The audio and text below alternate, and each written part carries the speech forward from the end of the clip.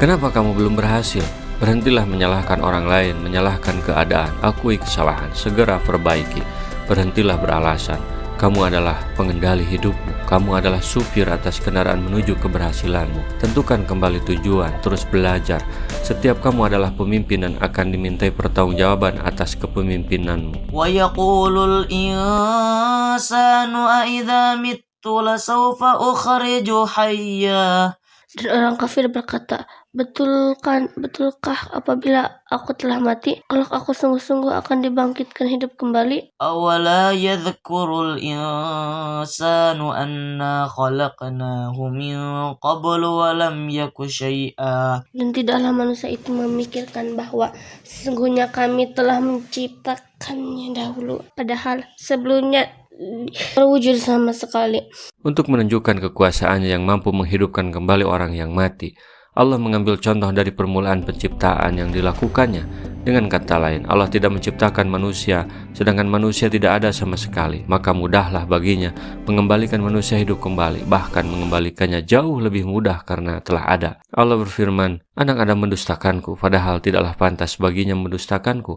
Anak Adam menyakitiku, padahal tidak pantas baginya menyakitiku. Dia mendustakan aku melalui ucapannya bahwa aku tidak akan menghidupkannya kembali sebagaimana aku menciptakannya pada yang pertama kali. Padahal penciptaan yang pertama tidaklah lebih mudah daripada penciptaan yang terakhir. Dia menyakiti aku melalui ucapannya, sungguhnya aku beranak, padahal aku adalah Tuhan yang Maha Esa.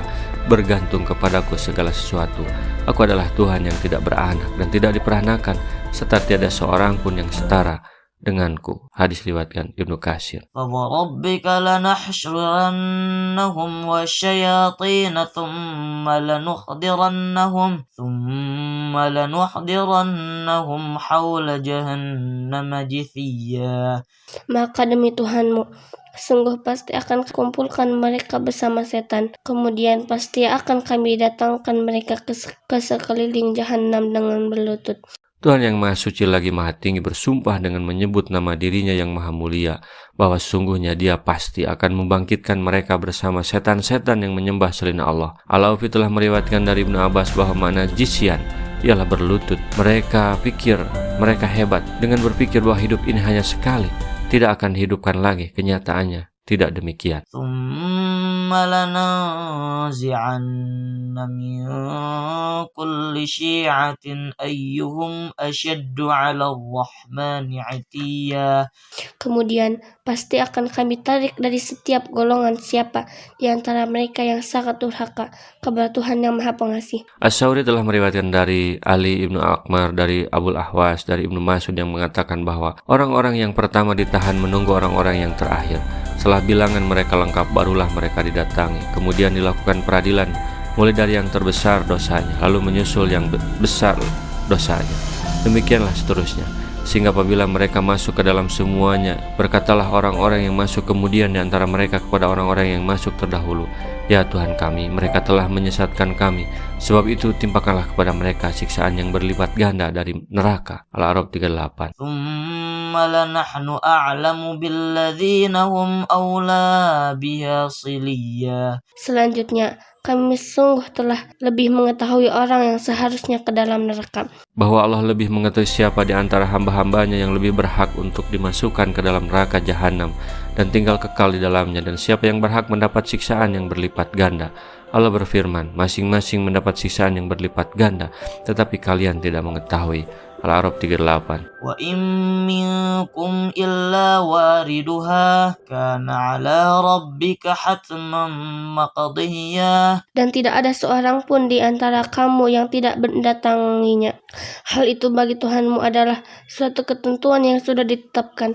ثُمَّ نُنَجِّي الَّذِينَ اتَّقَوْا وَنَذَرُ الظَّالِمِينَ فِيهَا جِثِيًّا. Kemudian kami akan menyelamatkan orang-orang yang bertakwa dan membiarkan orang-orang yang zalim di dalam neraka dalam keadaan berlutut. Asbat telah meriwayatkannya dari Asy'adi, dari Murrah, dari Abdullah ibnu Mas'ud yang mengatakan bahwa manusia semuanya melewati Syirat, jembatan yang menghubungkan antara Mauqib dan surga, sedangkan di tengah-tengahnya adalah neraka. Pengertian wurud ialah berdirinya mereka di pinggir neraka, kemudian mereka keluar dari Syirat sesuai dengan dengan amal perbuatannya masing-masing.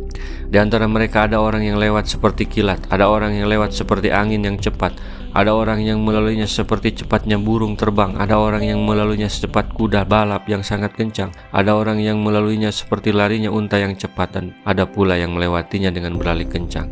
Sehingga orang yang terakhir dari mereka, yaitu kaum muslimin, melewatinya adalah seseorang yang cahayanya hanya sampai pada bagian kedua jempol kakinya, jempol jari kakinya. Ia melewati Sirat dengan Sirat menjadi goyang karenanya, sedangkan Sirat menjadi goyang karenanya. Sirat adalah jembatan yang sangat licin, padanya terdapat duri-duri yang sangat tajam, sedangkan di kedua tepi Sirat terdapat malaikat-malaikat yang membawa kaitan dari api yang digunakan mereka untuk menyambar orang-orang yang melewati Sirat dan ditakdirkan untuk masuk neraka hingga akhir hadis. Hadis yang sama telah diriwayatkan pula oleh Ibnu Abu Hatim. 3 pelajaran penting dari episode ini. Yang pertama, setiap manusia akan diminta pertanggungjawaban masing-masing, tidak akan ditanya atas dosa orang lain, termasuk mengikuti pemimpin yang salah. Kamu tidak akan bisa menyalahkan pemimpinmu yang menyimpang itu nanti di akhirat. Stop menyalahkan orang lain, menyalahkan keadaan. Yang kedua, mereka yang kamu anggap kuat ketika di dunia akan bertekuk lutut di hadapan Allah dan tidak akan bisa berbuat apa-apa.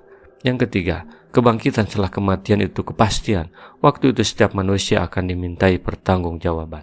Rasulullah SAW bersabda, "Balighu anni walau ayatan." Sampaikan dariku meskipun 1 ayat. Mari kita sebarkan jalan kebahagiaan dengan like, share, dan subscribe channel ini.